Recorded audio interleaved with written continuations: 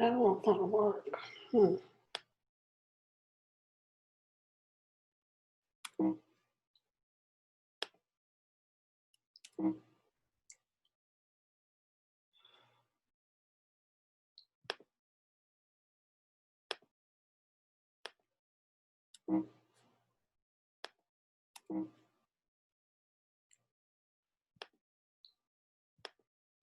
What's wrong with this?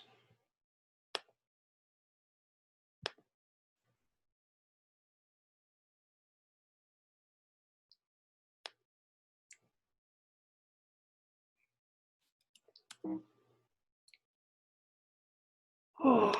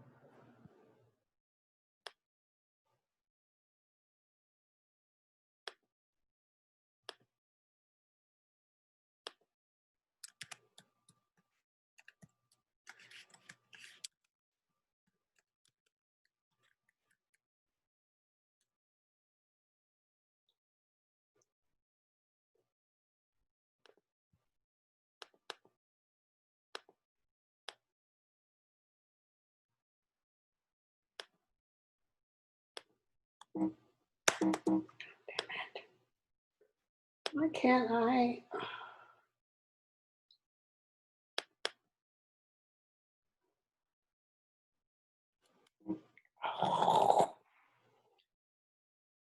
Why can't I delete what's in the chat?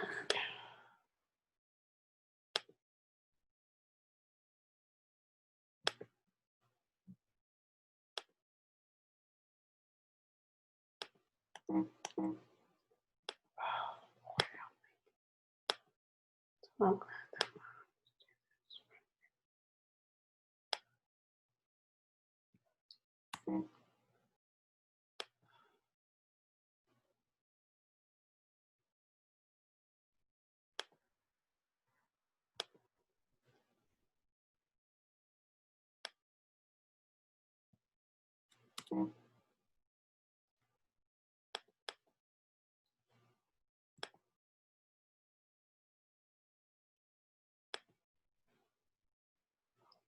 delete this.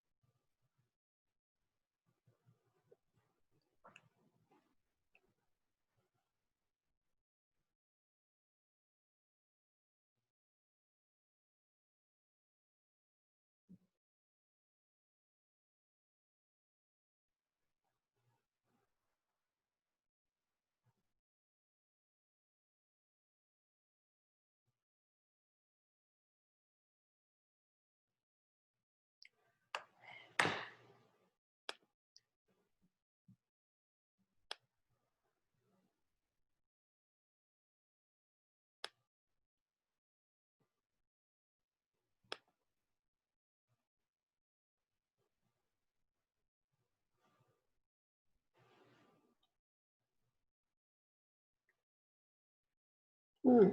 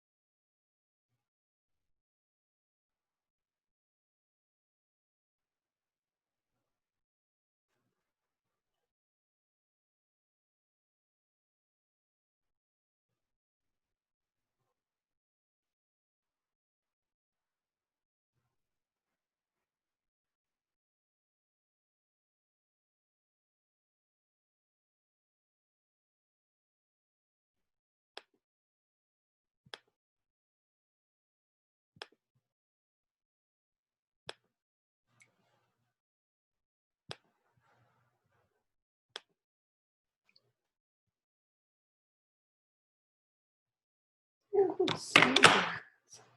Oh, oh, spray.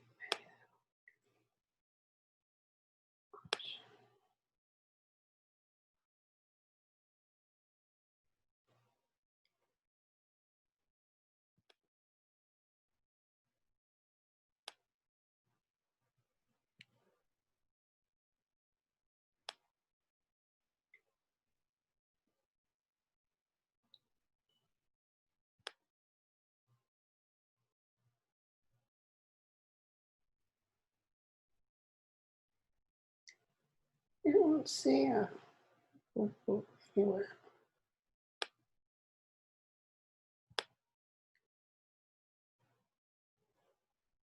Hmm.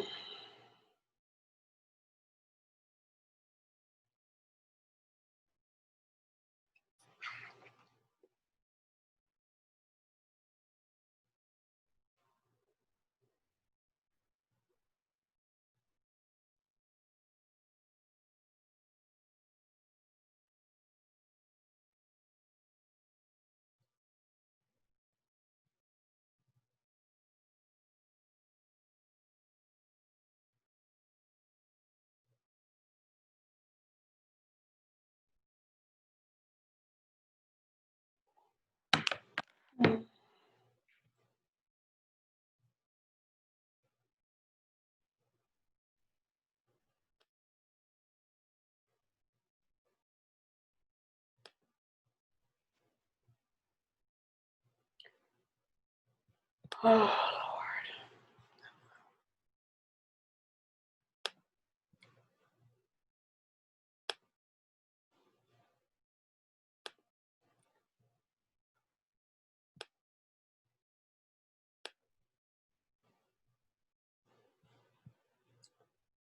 I don't know how to get rid of this now. There we go. Okay. I want to get rid of this. So I give up.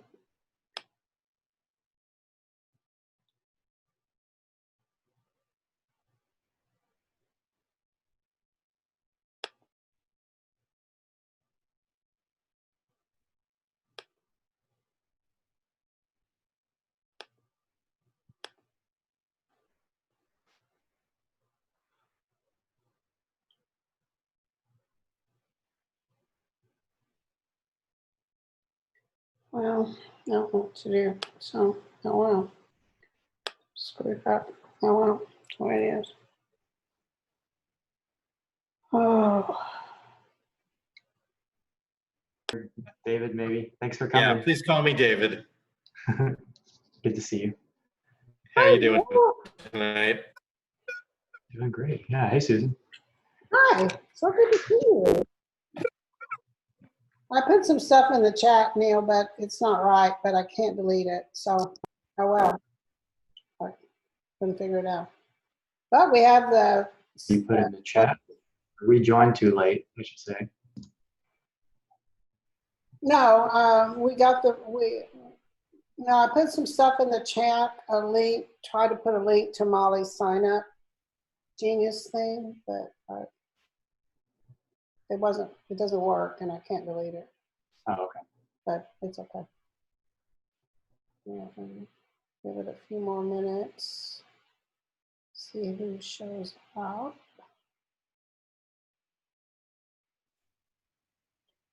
Okay.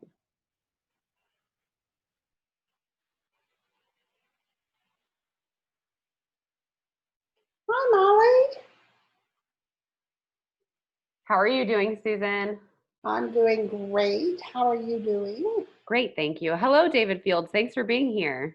Hi there. Thanks for inviting me. It's nice to be here. Hi, Where's Neil. everybody calling in from? Oh, my home in Montrose. You're Neil? north side here. Susan, yeah. And Neil's what? Where are you? Oh, I'm in the 4th ward, or Freedmanstown. Oh, okay. How about you, Mr. or David? Yeah. That's David. Yeah, I'm also in Montrose. Nice. Yeah, you're like freshly transplanted like less than a year ago, right? Yeah, 6 months. So where were you? I was previously in San Francisco for the last few years, but most of my life, New York City. Nice. Oh, Except for this last, 8 months or, Yeah, yeah. yeah, they're having a hard time, as is most of the country. Mm-hmm. have you done your TERS survey yet for Montrose? I have not done my TERS survey, but I have read in depth the Montrose connectivity plan that the TERS put out a little while ago with every sidewalk and all the plans. And that is just a phenomenal guide. Great. Have you all seen it? TEI put that out, have not. obviously for the TERS. They surveyed every block. They really showed what needs to be put in, what kind of scale they can do. It's a great plan. Cool. Very exciting. I'll take a look at it. People are starting to show up now. Yep, we have a few people here, so we'll wait, give it like 5 after, and then we'll start. We have a new TERS near Northside, which I don't really know a lot about, so be interesting. I don't think it actually includes where I live, but it includes the southern part of the neighborhood. I don't know if I've Need to learn spoken of the about TERS in Near North Side. I have spoken of the Near North Side Management District. Rebecca Reyna? Right. There's something that has something to do with the Hardy Yards project. Okay. I was talking to Jorge Bustamante at Adrian Garcia's office, and he said it was going to be expanded to include a little more of the actual Near North Side, but I don't know a lot about TERS. So. I'm learning as I go. Right. Probably don't have those in other places where there's actually zoning, right? Not specifically like that. There are kind of similarities in other cities like business improvement districts or Okay. different versions of that. Well, we're picking up. 10 people. Great.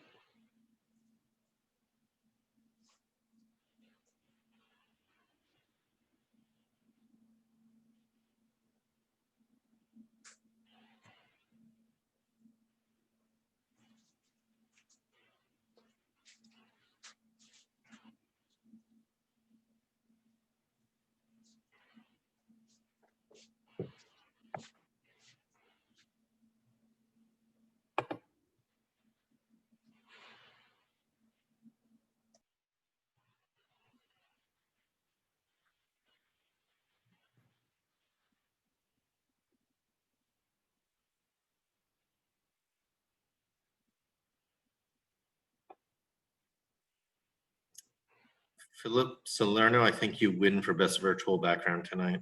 Well, thank you. Oh, that's cool looking.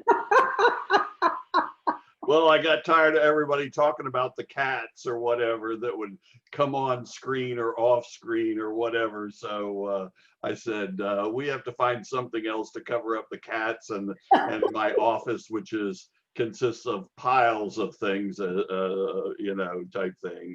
So it was like, we got to clean this up a little bit. David, I missed getting to talk with you, I guess a week or so ago when the planning department meeting with the Super Neighborhood Alliance. I had a conflict, medical conflict, so wasn't able to talk then. And I know that Dexter from Citizens Transportation Coalition has met with you a couple months ago. So I keep So I missing decided to wear everything that the I brought in meetings. my country because today is our independence. So my dad gave me a hat today to wear. We'll get there in person at some point. Over there, Connect. Yeah, my little yeah. first That's it's good to see you. I haven't seen you in a while. Independence Day in Central America. Yeah, and I lived out in Sorry, Fiesta San Patria. Francisco back after Y2K for a few years, working down in South City at a biotech company. Wow. That's my original clinical laboratory and related healthcare disciplines is my actual background. But when I was a teenager, I worked 2 polling places to get the approval at the election to build the DC metro system. So my transportation activities go back to 1969. So. Very nice. I'm not sure you'd recognize South City these days. They've come a really, really long way and are really recognizing the value of transportation demand management. Well, in that's a way good that, because yeah, I hated there. I lived in San Francisco. I lived over by San Francisco State. So I had both BART as well as the Muni, but BART didn't really go down to South City. And for that short drive, I had to go on, you know, 2 highways to get there, you know. and 2 of the most congested in the region. Yes. Yeah, it's really interesting because I was working at Virologic that got purchased eventually by LabCorp, but there when we built out the and it was made up of a bunch of previous execs from what's the big cancer biotech there anyway, and when we built out the new campus, it was on the grounds right there at the water edge. And that was an area where they used to build the old Liberty ships under Kaiser. Wow. Is it now called Genentech? Yes, Genentech, I'm sorry, yeah. But Yeah, a bunch of execs huge came now. over from Genentech and they formed Virologic. And it was an HIV resistance testing, both phenotype and genotype, and then half the business was novel drug development from the various drug companies, and they would send us their drugs even before they went to phase 1 to see how they reacted against a battery of genetically modified, mutated a virus. Wow. But there was, like you said, I did take Caltran one time down from San Francisco to San Jose when a bunch of us had worked together in Houston, then in Dallas, same boss, and then out to San Francisco was the third company I worked with him. And so we were big Stars, Dallas Stars fans, and they were playing the San Jose Sharks. Or yeah, so we took Caltran down, and that way we got to enjoy adult beverages. You know? Well, y'all, it is 6:06, so we're going to go ahead and get started. For most of you, I think, know who we are. We're SwapTech I-45. I'm Susan Graham, and we're just going to go through quickly and let people introduce themselves. Just name and why you're interested in listening to David tonight. and then we'll get going. So we'll just start with Philip. He was talking, so we'll just start with Philip. Philip Salerno, and I'm interested since I've missed 2 previous meetings with David. So I'm interested now that he's on board to, he's had a couple of months to get acclimated. So I'm interested in his presentation. Thank you. And Neil? Hi, I'm Leehart. Yeah, I'm here because I'd like to drive less and walk and bike more and ride transit. Molly? Did you say me, Susan? Yeah.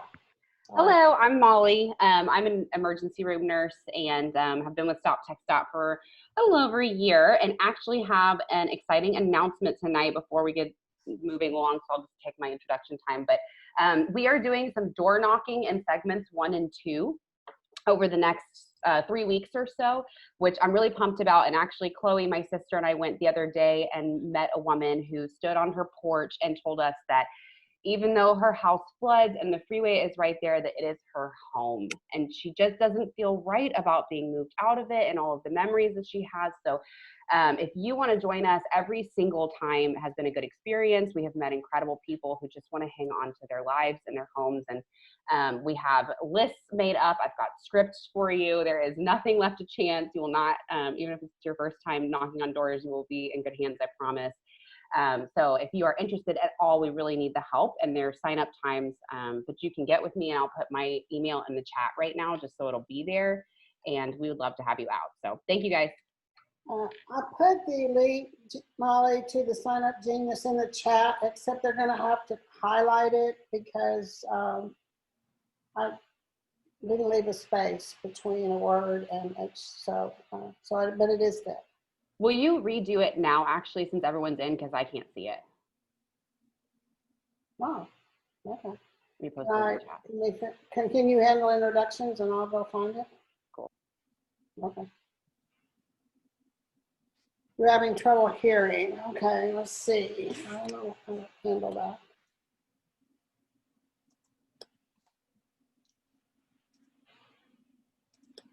Okay, I'll continue for introductions.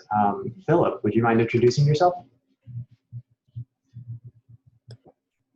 Sure. Hey guys, my name is Zoe Bafiz. I'm a pediatric hospitalist, an assistant professor of pediatrics at UT Health. On a personal level, similar to Molly, I'm in medicine, specifically pediatricians, and don't really like seeing kids getting hit by cars, and don't like seeing kids not being able to have a community that they can walk in and engage in both residential and commerce like interactions without fear of getting hit by cars. My simple non-planning background makes me think that more lanes into the city means more cars, which means further away from that goal. So I'm here. All right. How about Mary?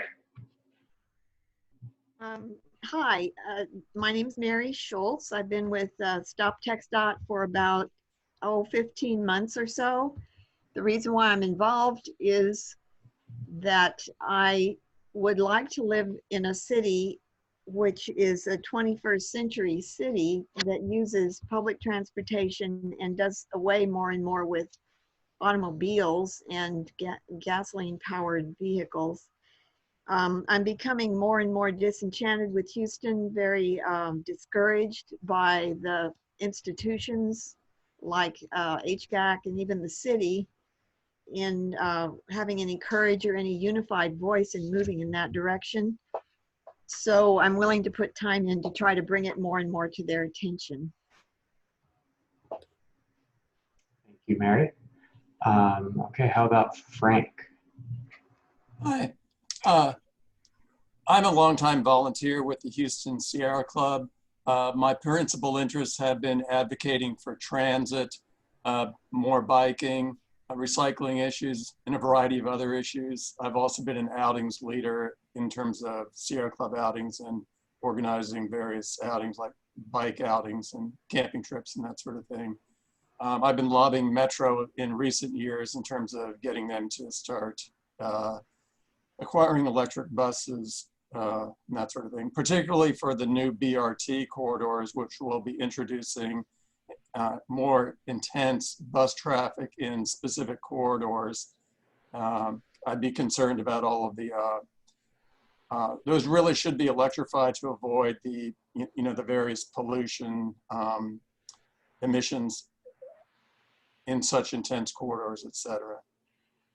Okay. Not to mention climate change issues. Yeah. All right. Thanks. How about Mara? Hi there, everybody. My name is Mara Gomez. I am here representing Link Houston.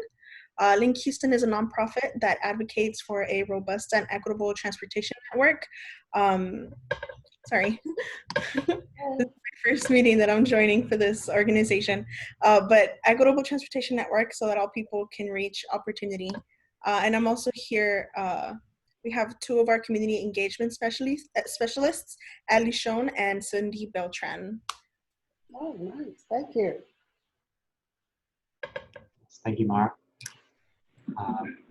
Okay. How about Peter?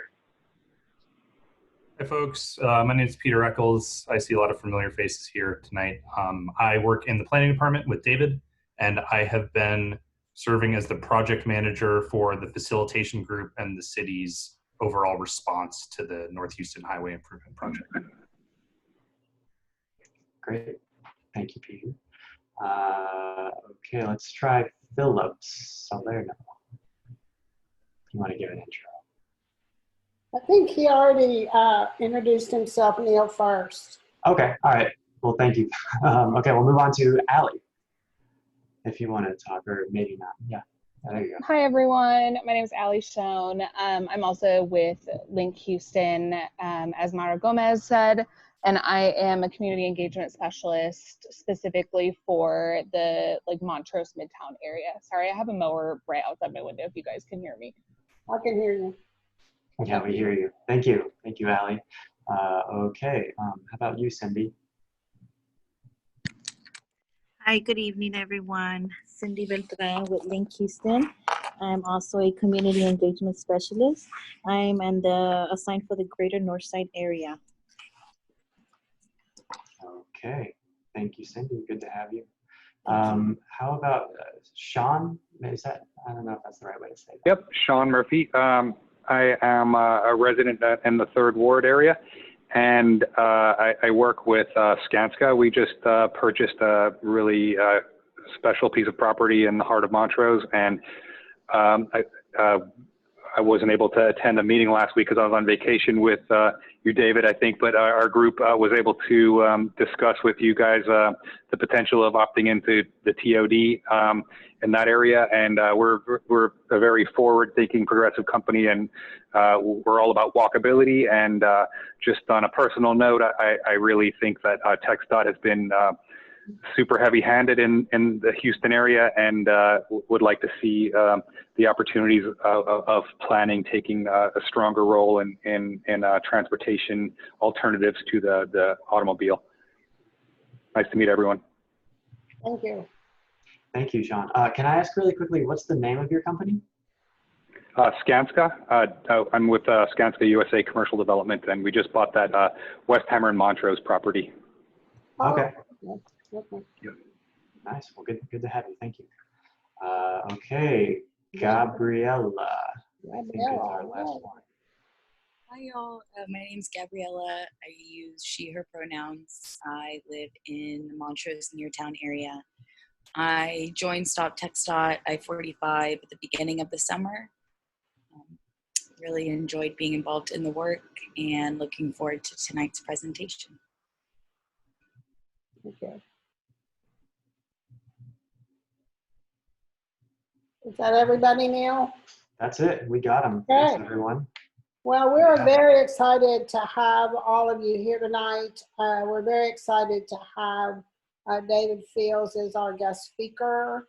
Mr. Fields, he was appointed by the mayor in February of this year to be the city of Houston's first chief transportation planner.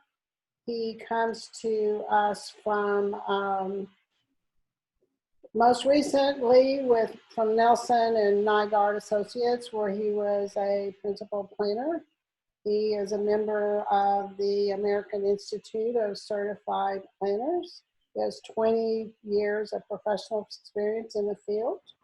And he is, his role at the city is to help Mayor Turner implement his vision of moving away from the car-centered paradigm, helping us change how we move around the city, and also to be heavily involved in Vision Zero. So we're thrilled to have him, and I'm going to just turn this over to him. Thank you so much, Susan, and thank you everybody for the invitation tonight. The one quirk I can't seem to figure out on Zoom is if I'm showing my screen for my presentation, I can't see all your faces. So I'm going to not be able to see if you're making faces at me or if you're trying to get my attention. It's not a particularly long presentation, but we'll hold questions till the end, and if you will start putting them in the chat, then I'll come back to all of them, and we can always go back to any of the slides. Sound okay? Looks good. Great. Okay, and you can all see this presentation, right? Yes. Yes. Okay. Okay. Great. Okay. So yes, as Susan said, I am David Fields. I'm the city's chief transportation planner, and it's a really, really interesting role and a really interesting time to be in a city like Houston. But before we go too much into those details, and if I'll ask people, if you can all mute your phones for just a little bit, and then we'll come back around for Q&A. Thanks. I believe that's Sean. So our— My bad, sorry. No worries. Much more importantly than me by myself is me as the team, or our team overall in the transportation planning division of the city's planning department. This is us. There are 6 of us. Peter's on the line also. You may have spoken to Sharon Moses Burnside.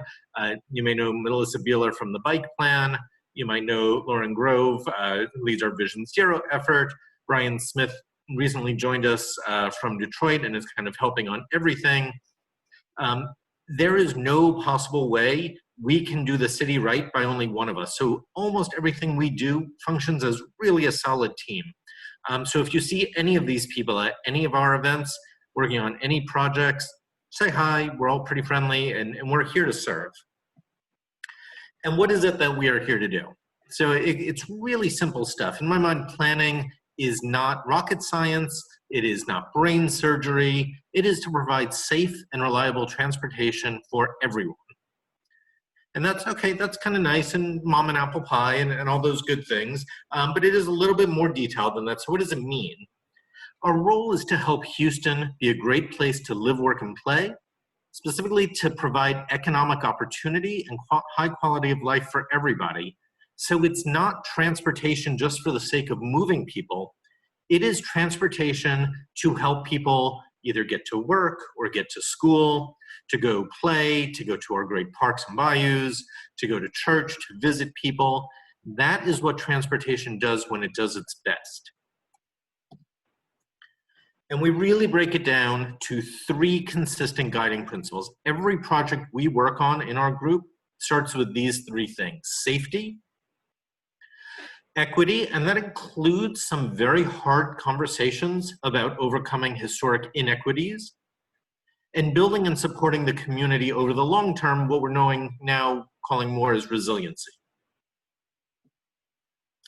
Before I go into all of our projects and a lot of the things we're doing, I think it's really worthwhile to have a conversation about what streets are for, because more and more people forget it's for many, many things. So when you ask people, what is your street for? The first couple of things they'll say tend to be the obvious ones. It's about moving things. Mostly people will say it's about moving cars, but really it's about moving all things. Cars, people walking, biking, transit. And then the next thing they'll say, well, if they're not moving, we're probably parking there. storage. And okay, we use a lot of our street space for parking cars and bicycles. Those are kind of the ones people gravitate towards quickly, but streets are much, much more than that. More and more, we're realizing that our streets can be used for retail, whether markets or restaurants. And we're going to come back to this in a moment. Towards the end, I'm going to talk a little bit about our current Main Street project. It is not a surprise probably to anyone on this call, but it is really good reminder that we use our streets to play. Whether it's an organized event and we close down the street to everything else, whether it's sidewalks that are hopefully there every single minute, or it's the streets that we're working on that people are using and we know we need to rebuild, our streets are some of our greatest places to play. Now we get a little more esoteric, a little deeper in the conversation. Our streets are places, the very first place every single day where we start to interact with our community. You leave your home, maybe you walk to the bus stop, maybe you bike somewhere, maybe you get in your car, but mostly the first time you see people is when you're out in that public realm. So if we make these human scale, we increase our social interaction. And that is really valuable when we need to ask people their opinion of things, really gather the community together to support things or not support things. That space where we come together, that's really valuable. And there are times when it is the dominant thing we do. Recently, in Houston, we have used our streets to protest on an order of magnitude that we hadn't seen in a very long time. And very honestly, the first weekend I was here was the parade that just before the rodeo. So we use our streets, we close it to all other things, and we just use it for different people's space. There's no transportation purpose in any of these. Really more of a show, even though there's a horse and buggy there, horse and cart. But it is not about the transportation function then. It is about using the street to support our community.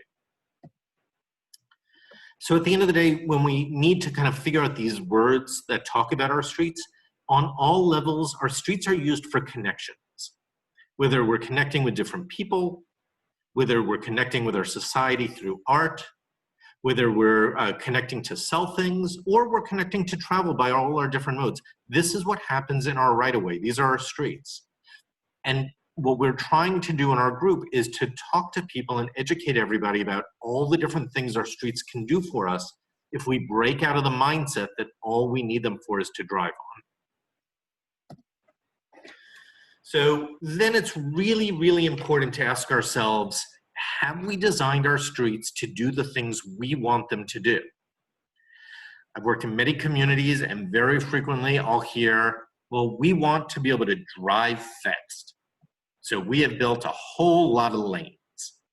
And we don't want to slow down at intersections, so we built high-speed turn pockets. And if everybody's driving to all these places, well, then we want to provide a whole lot of parking when they get there. And I want to tell you right now, if those are the things we want for our city, we will never have this place that you see on the right. These are two mutually exclusive urban forms, and is completely in our control what we build. What we build has got to be clearly based on what we as a community have asked for. So we take it a step further, because once we start talking about the form we want to build, cities, planners, engineers, we've been really, really focused on certain metrics, and I'm not sure they've always been right. I'm guessing many people on this call, you're familiar with the term level of service. It's just a term that basically says how many cars get through a traffic signal on one green light. And a traffic engineer would look at these pictures and say on the left, well, that's a ton of traffic, that's slowing down, that line of cars on the left that's coming towards us, that may not make it through a traffic signal on one light.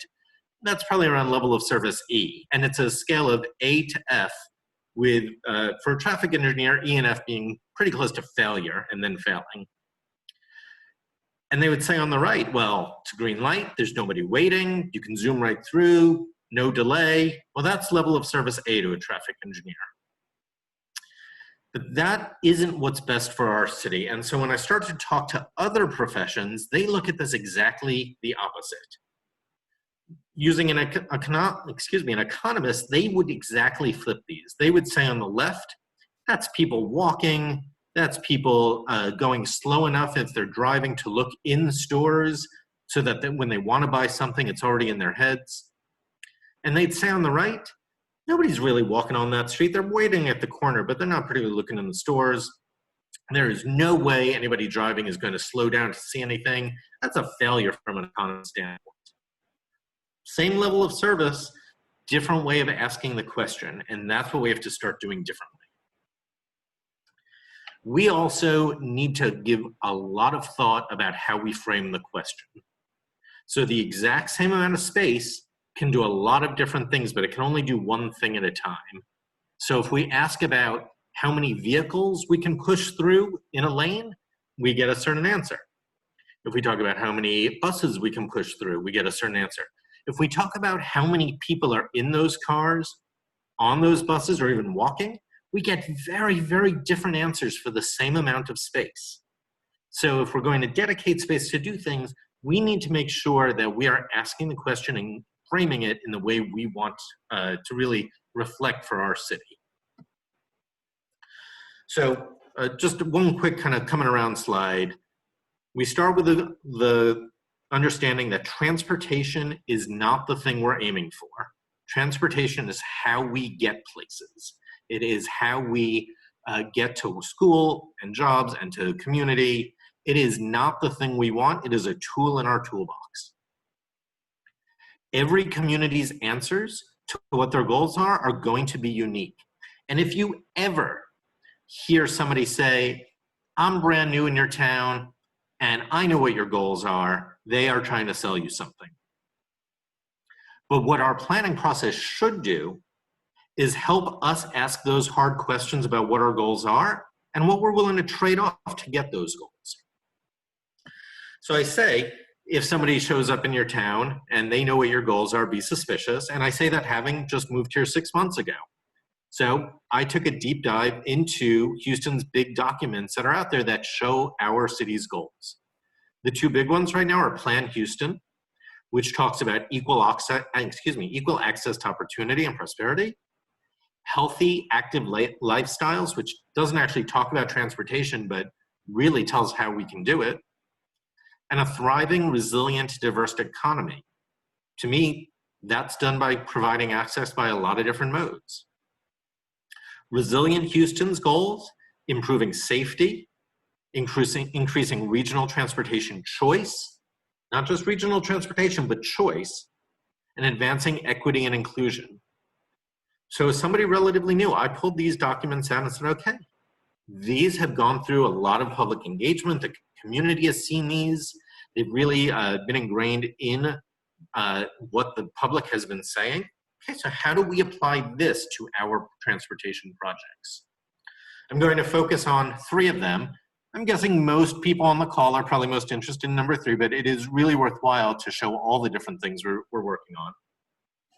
So the first one is Vision Zero, which is the city's commitment to eliminate traffic-related fatalities and serious injuries on our roads by 2030. So in 10 years. And a scale, right now we have around 200 fatalities on our roads every year. Every year for the last 5. It goes up a little, it goes down a little, it's right around 200, which means for every 3 days, we've got about 2 fatalities. That is a number that is just unconscionable. As a city, we've got to do better. So Vision Zero, we are working on it right now, led by Lauren Grove, and starts with the premise that no loss of life by traffic collision is acceptable. And when we ask people these questions, how many fatalities would you accept? They usually, sometimes they'll name a number, well, maybe 100, or Houston's a big city. Then we ask them, well, how many in your family is acceptable? And the answer for everybody is 0. So if everybody's a member of the Houston family, 0 is the number that's acceptable for our Houston family. It prioritizes safety and accessibility through street design for people of all ages and abilities. But really, it is key that we design for the most vulnerable road users, so that should something happen, and people are human, crashes may still happen even if we do everything perfectly, the penalty for making a mistake should not be death. We can do better. I've provided the link to our project website there. I encourage you to take a look. We had very successful virtual open houses over the summer. Had a couple of hundred people at the one in June. We just had follow-up ones in August, and there'll be one more round coming up. The plan is going to be released as a draft shortly, and then one more chance for everybody to weigh in. But I wanted to give you a little sneak peek.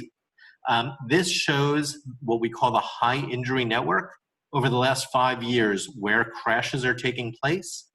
This is 60% of all the crashes that happen in Houston happen on 6% of our city streets. So this really goes to a data-driven approach that says, okay, if we're going to really make things better, if we're going to take the bull by the horns and figure out the places where things are worst, this is our starting point. We can make things better because we know where things are going wrong. The second project that our group is working on, I want to talk to you about, is the Houston Bike Plan. So we have a goal by 2026 that we're going to achieve a gold level bike-friendly city. And we have different components of that. It talks about a lot of why you're all on the call tonight: safety, increasing access. But I think what's worthwhile is to look at where we're starting from. A lot of people don't realize that if you take all the high comfort bike facilities throughout the city, we're actually getting close to 500 miles of high comfort bike facilities. That's nothing to sneeze at. Other cities, when I talk, they said, no, you must be mistaken. You're talking about you have 50. We've developed almost 50 this year alone. We are trying to reach almost 1,500 in the long run, so the map looks like this. It's not short term, it's gonna take us a while, but every time we look to redesign a street, we look to redesign it for multimodal access, including bikes. And now the big one, the one I'm guessing you all wanted to really talk about tonight, the North Houston Highway Improvement Project, I-45. I wanna start with the direction from Mayor Turner. He wrote this in a letter, this has been out there, he's spoken about this multiple times. He's not against NHHIP, it's a potentially transformative project. And it is really important that we really achieve the value of this project. But he's been clear, TxDOT has a responsibility to design this with positive impacts for our community, for the city of Houston and the greater region. And if we're not doing this, we need to slow those brakes and not support it, because that is how transportation creates a great place, those connections we were talking about earlier. So what are the goals that the city has laid out, working with the facilitation group that Peter mentioned that he was the leader for the last year? Talks about those things that you heard in those other plans: strengthening the economy, the resiliency piece with reducing flooding, making travel safer for everyone. Does talk about increasing capacity for all users, but that means looking at person trips, not just vehicle trips. Preserving and preserving the neighborhoods while enhancing connectivity to help them travel around. Protecting and enhancing our green space, minimizing the right-of-way needed, and making sure we can evacuate when evacuation is needed. So I'm not telling you anything that hasn't been out there, that the mayor hasn't said and signed, and that those are our marching orders. I also want to talk about some other projects that don't get nearly the press space, but there's a lot going on in our little group. So transportation is all the different components I talked about earlier, and parking is a big piece of that. Over the last few years, the planning department has led the charge to eliminate parking minimums in the code in downtown, midtown, and Edo. We just recently led what's called our More Spaces program during COVID, when restaurants are have restrictions on how many people they can have in their restaurants, we've said, you know what? You don't need so much parking either. Take up to half of your parking lots and transform that space into table space so you can serve more customers with fewer cars. Right now, we're working on our opening of Main Street project. That's in the downtown where the light rail is, where we're saying Main Street's not a really good through street to begin with, but we've got restaurants who could use that space better. So let's figure out a way we can close it to vehicle traffic, let restaurants set up more tables there, and make it a walking space all up and down. And then our Slow Streets pilot out in the Eastwood area, which connected Dumble and Milby over to Eastwood Park. And we use that as kind of a training project, and we're learning from that to see what we can do citywide. And two other things I do want to touch on that are not transportation alone, but more comprehensive planning are complete communities, which are 10 neighborhoods throughout the city, which have been underinvested in, certainly through that equity lens, and we can do better. And transportation is a big part of that. And then most recently, the really significant changes to our development code for walkable places and TOD ordinances, which say, if you're going to develop in these areas, we want our urban form to look like the right side of that picture I had shown, not the left side. So I want to bring everything back around for you now. Our three major efforts that I talked about, Vision Zero, the bike plan, and I-45, and those 6 goals that I pulled from Plan Houston and the Resiliency Plan. If you go down this list, every single one of these goals are reflected in the work we're doing in these 3 major projects.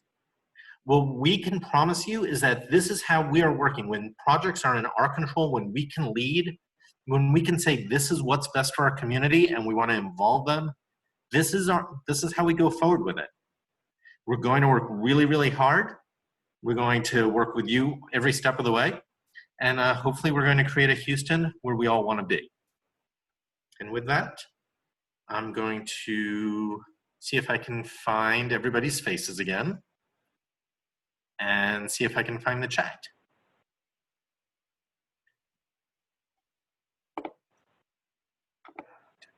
Did you find everybody, David? So I can't find how I get everybody's faces back. Hmm. Well, what I'll do, I'm going to start by looking in the chat, and maybe by the time I finish, I can remember how to see everybody's face again. Do you want, because we want to leave up the presentation, correct? You folks, let me know what you would like to do. Do you want to see this slide, or do you want to see my face some more?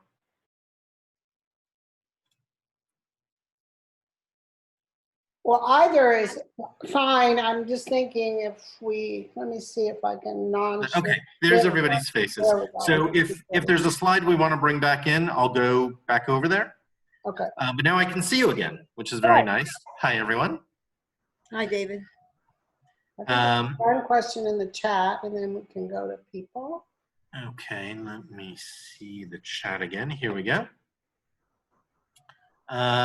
Question for the end. Do you have the Vision Zero high injury network data presented as a function of traffic volume or pedestrian bicyclist volume? That is the total crashes, however they've reported, but although we do have the data broken down by all the modes, depending on who is involved in what type of crash. Okay, and that is actually the only question I see. So I'm happy just to open it up. I hope I didn't go on too long and bore everybody. I got kind of excited. These topics are very near and dear to my heart. Just raise your hand and we'll call on you. I know we have people that have questions, so I'm going to see people's faces so I can call on people. Neil, you want to start? Sure. I guess I'm keenly interested in segment 3 of the North Houston Highway Improvement Project because it's near my house, and you know, everything I've seen, I guess, and read about urbanism is that it's highly unusual to have a freeway so close to the center of the city. And I'm wondering, you know, what options do we have for reducing the right of way there and improving the safety on it? And I did a little research earlier today into the TxDOT's crash statistics for the highways that comprise segment 3. And so I'll read a little bit of that data for us. So in 2019, in segment 3 on the highways, there were 900 crashes, which caused 376 documented injuries, 18 suspected serious injuries, and 7 fatalities. So these are pretty big numbers, but I guess so. I'm curious. You know, what can we do to sort of reduce the right of way for that, and how can we improve on the safety there? And does Vision Zero apply to the highway, or is it only the surface streets around the highway? So I'm going to start with the end, and then I'll work my way back. So Vision Zero, the city's Vision Zero effort applies to streets the city controls, because what we don't control, we don't control. So it does not include the interstates. It does not include county-owned facilities, you know, anything owned by the other levels of government. That being said, there are actually many different levels of Vision Zero efforts going on. TxDOT does have a safety program. The county just released or just kicked off their Vision Zero program. So we are all working at this in partnership. But I do like to be able to say it's a big enough job to work on Vision Zero for 670 square miles. And I'm very upfront about what we can do and where we have to ask our partners to step in. On the project overall, and it's segment 3, but it's really the entire project. There are certain key elements that will make this a safer project. A is recognizing that we will move more people in shared vehicles, what we call today transit, although that's really a bigger conversation. If we can require less space because we're moving more people, that's a boon to everybody. The second piece of it is when we are talking about surface roads, when we're talking about the service roads adjacent to the I-45 corridor, we are then talking about city streets effectively. And we are trying to work with TxDOT so that streets off the main line get designed as city streets, which is kind of a huge concept. It's not something they've done before. But what we recognize is they are providing access, they need to provide safety, and we need them to think a little bit differently about these types of streets. We don't control them, so again, it's a partnership. And then the third piece of it is that the connections, so that right now, if we're missing some key connections, so we require people to travel way out of the way to get to where they need to go, which generally tells people, well, they want me to drive. Because if it's too far to walk and then it becomes too far to bike and transit just can't serve me, that becomes the default. So if we can improve our connectivity, we open up all those other modes and we serve our community that much better. Thank you so much. I agree with all of that, and I'm excited to see how this develops, because you're right. The way that TxDOT builds freeways does not tend to include very many connections or safe access roads. So, yeah, thank you. Sure. Maybe I'll alternate now. I'm seeing some questions in the chat, and I think I may have seen a couple of hands at the same time, so I'll go back and forth. So Frank Blake asks, will transportation planning start to incorporate aspects of the Houston Climate Plan and try to reduce emissions? could Houston consider some transit-oriented design approaches in future transit planning? So yes, yes, yes, yes, yes, yes, and yes. Actually, tomorrow we are giving a little presentation on taking the car out of carbon, I think is the title. It's basically the transportation components of the climate action plan. Originally, Climate Week was scheduled for, we were about to be hit by a hurricane, so it got postponed. So it's tomorrow at 1, I think. So certainly the goals that are now listed in the climate action plan, I should actually update my little evaluation and slides to include that as well. And then the piece about transit-oriented design, absolutely. So the city's ordinances that I was talking about, we now have the place for transit-oriented development in the code. But one thing I didn't touch on, which I really should, is that this is the place where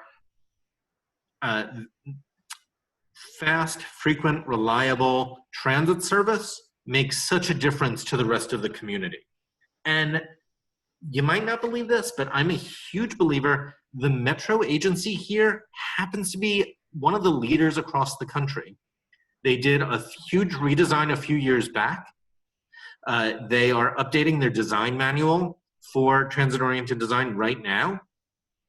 And what I tell people and what our group believes is that it is not a separate agency, although technically it is. They are the city's transit provider. Their transit plan is our transit plan. We walk step and step in our transportation planning, and they provide the transit piece of it. And that is going to make a huge difference in the long run. I will make one just side comment. I've lived as a grown-up, as an adult in New York and San Francisco and now Houston. I've commuted by transit in all 3 cities, and my best commute in any city is here in Houston.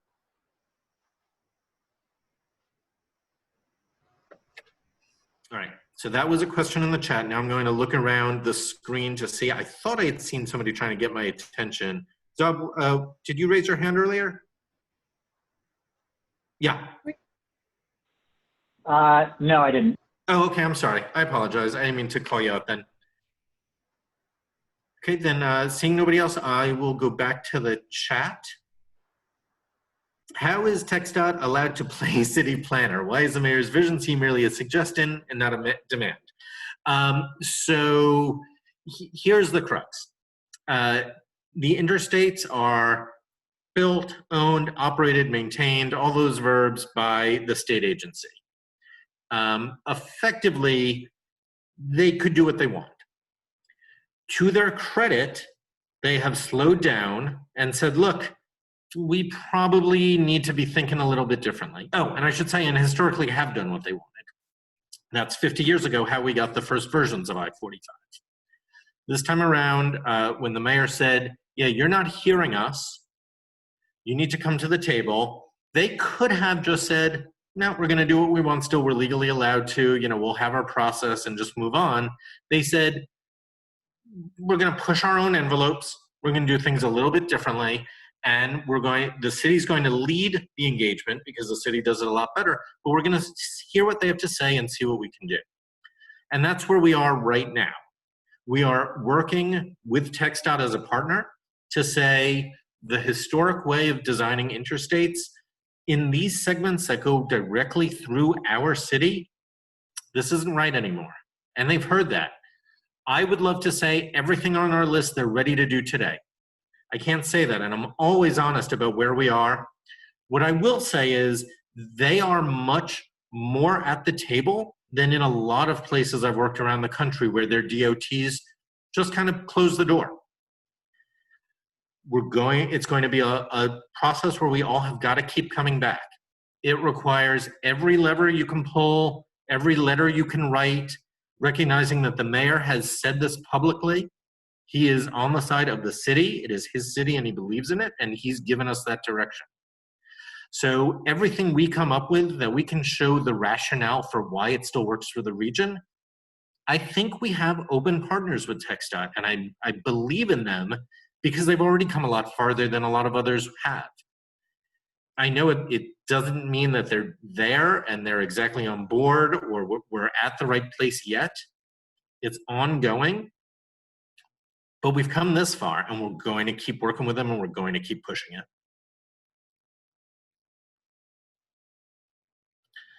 I see a question from Frank Blake. Metro bus transfer nodes are opportunities for more commercial or TOD activity, but Metro bus nodes are deserts just for switching buses. Yeah, this is a big conversation I had with Metro right when I started. They were so grateful and very welcoming to me.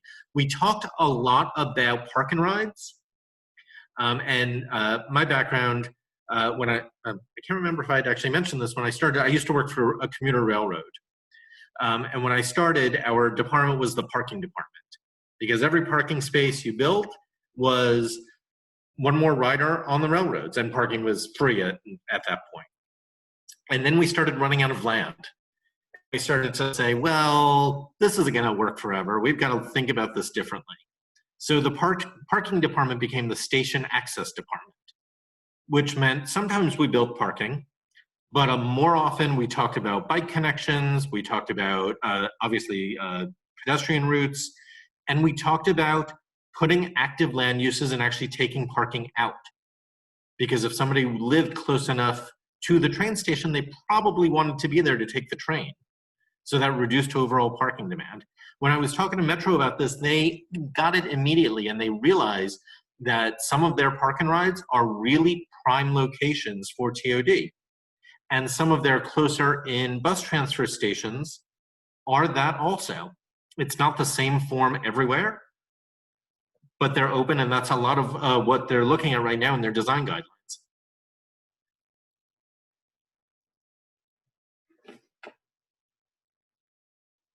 I see a couple of, oh, thank you, Sean.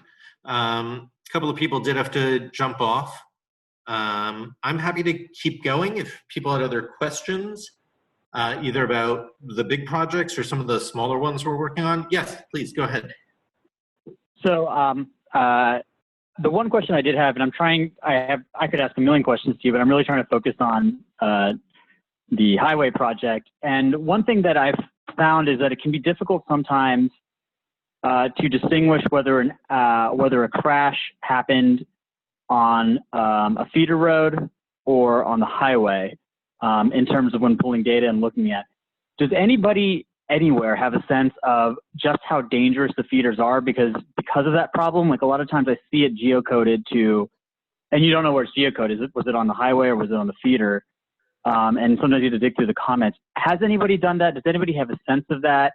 I have a suspicion that our feeder roads are very dangerous places based on the fact that I grew up here, but I don't know. I mean, I don't know what the data shows, and I don't know who can figure that out. That's a really good question. I very honestly don't have an answer. I haven't dug into the data at that level. What I can do is, if I could ask you to send me an email with a question specifically, I can try to find out for you. My email address is david.fields. I'll put it in the chat. And I want to tell everybody, I'm going to make sure I don't give you my old Hotmail address.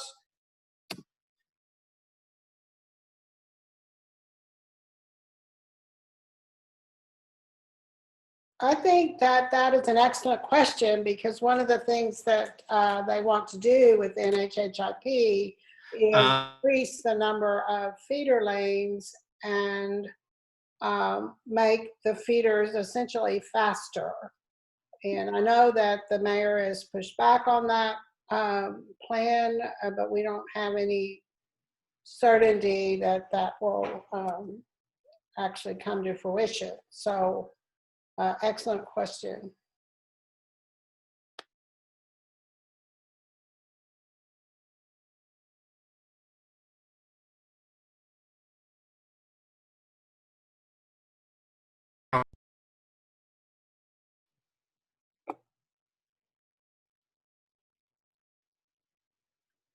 Okay. I can hear you again. Susan, can you repeat your question? I lost you in the middle there. It was more of a comment than a question, but I know that part of the NHHIP plan is to increase the feeder roads in lots of locations to 3 lanes, thus increasing the speed on the feeder roads, which will make them much more dangerous for anyone that's not in an automobile and maybe even in an automobile. So I think that's an excellent question to know how dangerous the feeders are in relation to city streets, in relation to the freeway. We know that the mayor's pushing back on having increased feeder lanes, and we very much appreciate that, but we don't know that TxDOT and the Houston-Galveston Area Council are as much on board. So I'm going to follow up on two questions in the chat. One, number of metro agencies around the country are putting in solar panels over parking lots and garages. This is something that Houston Metro could do to address climate change and maybe earn a little money. So one of our regular partners at Metro is their Chief Innovation Officer, was her title, Kimberly Williamson? I think it's Williams. Oh, she's gonna, I talk to her all the time. I can't remember her last name. And I know this is something on her radar. These are the things she is looking at and tasked with. So I do know that they are trying to identify it. From the city side, the Climate Action Plan actually has a ton of actions very much around that, both for our fleet, as well as moving us away from carbon emissions over the long term.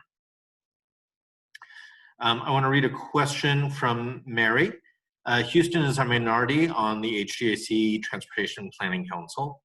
TPC and HGAC generally has major influence on influencing TxDOT on NHHIP, and that's a lot of acronyms. You got them right.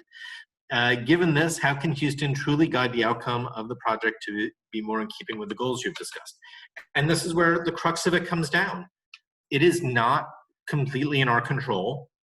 Others have big says in it, and if you've been listening to the different TPC meetings and the Memorandum of Understanding working groups, there are others with different opinions about what this highway should be. What our approach has been, and what I believe deep in our heart, is that all of these people are rational, that they're around the table to hear from the region, and it is incumbent on us to make the case for why they should be thinking differently.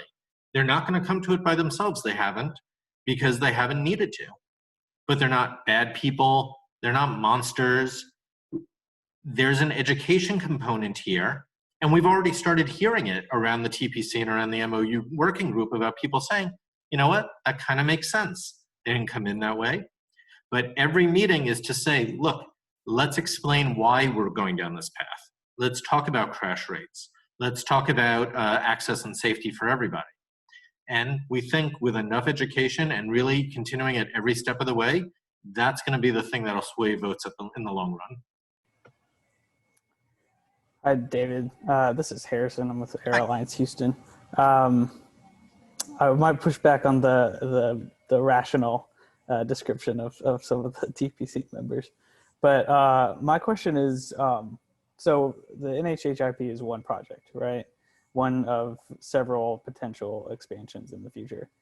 I mean, TxDOT's already looking at I-45 South. I think the last TPC meeting, they mentioned something about a 610 rebuild, at least portions of it.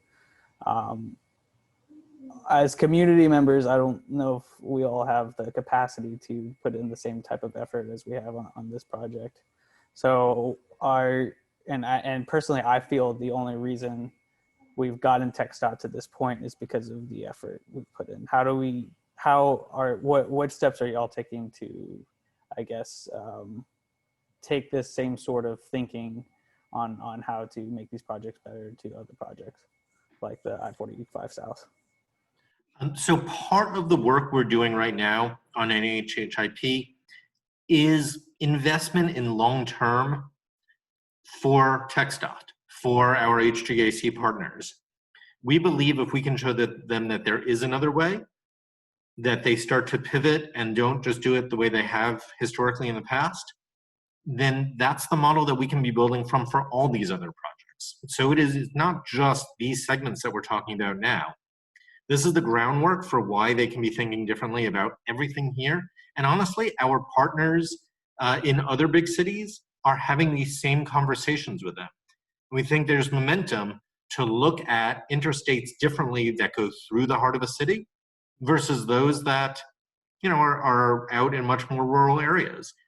But it takes some education. So, you know, it is focused right now on an HHIP, but with that idea that we're trying to educate for the long term. Thanks for that. Yeah. Just to add on to that, I appreciate the comment about reaching out to other metropolitans. We have had discussions with a couple groups in Austin who are dealing with the 35 expansion, and then some from El Paso dealing with their I-10 expansion. Even just a small community up in Arlington who have worried about their tree line going away. So I do think we're trying to build momentum for some state level stuff, maybe some potential changes to funding structures and what the money can and can't be used for. So we appreciate that help.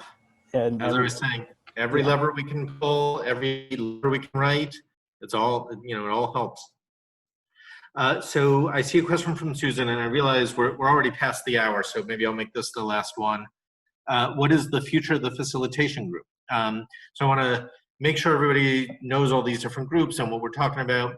The facilitation group was the city-led effort for the last year, kind of a parallel, which ended up with laying out the goals and then laying out what has commonly been known as Vision C, which is really one option for how to build an HHIP in a way that meets the city's goals. Right now, we are working with our partners at HGAC on this memorandum of understanding that we're all going to come back around the table to revisit segments 1 and 2 specifically, but keep these longer term conversations going.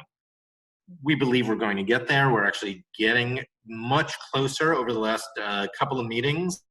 And once that is kind of settled, when we actually have a forum, then we're imagining a continuation of both processes. You know, the input led by the city, which has been so useful, would continue.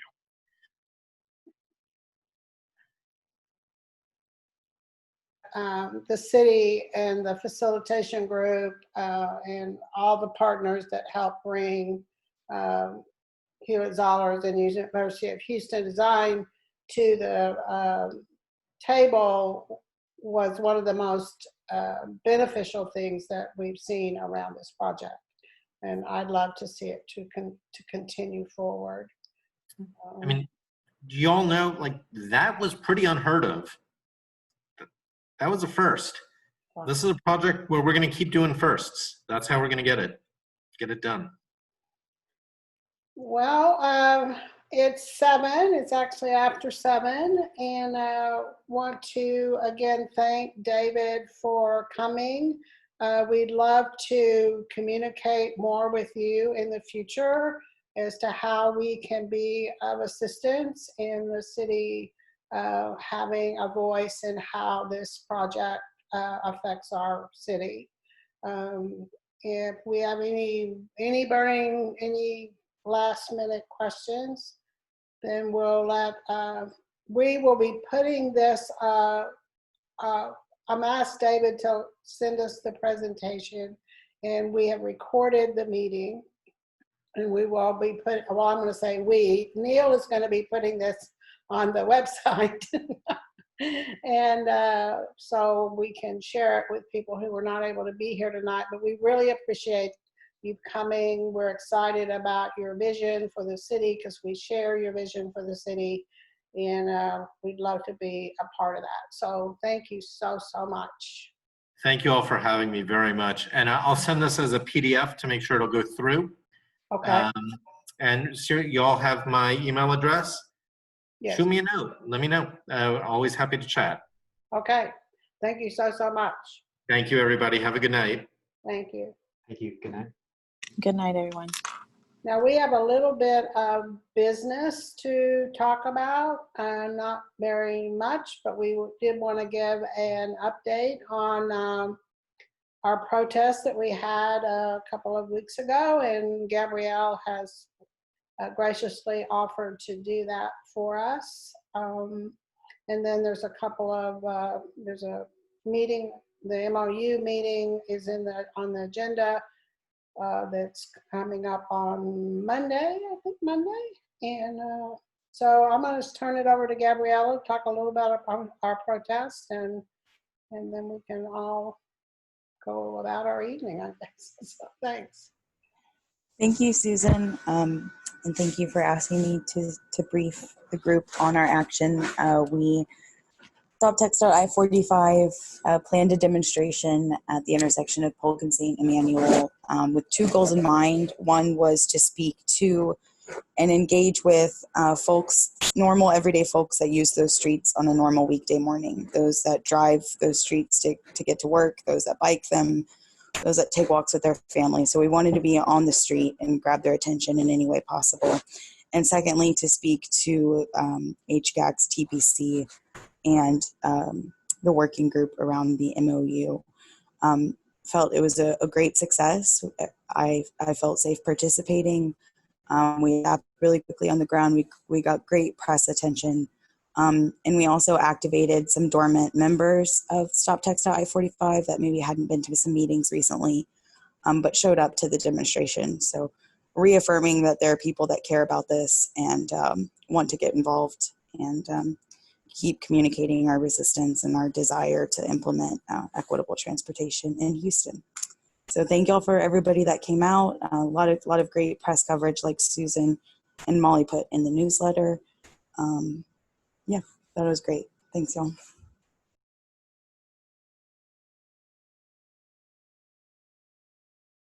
Thank you so much, Gabriella. There is a meeting coming up on the 21st of the MOU task force work group. I think they're going to use the same agenda as they had for the last two meetings that were canceled. I don't know about the call-in information because I know they've had difficulty with that. As soon as we see that information, we'll put it out in probably on social media. I think it's beneficial for us to at least show up at these meetings. Whether you provide comment or not, that's sort of your call, but I think they need to know that we're watching and that we're showing up. So I will be on the call on Friday at 2 at least listening. So, and then our next meeting will be in 2 weeks from today. And I don't have anything else unless anybody else has got something.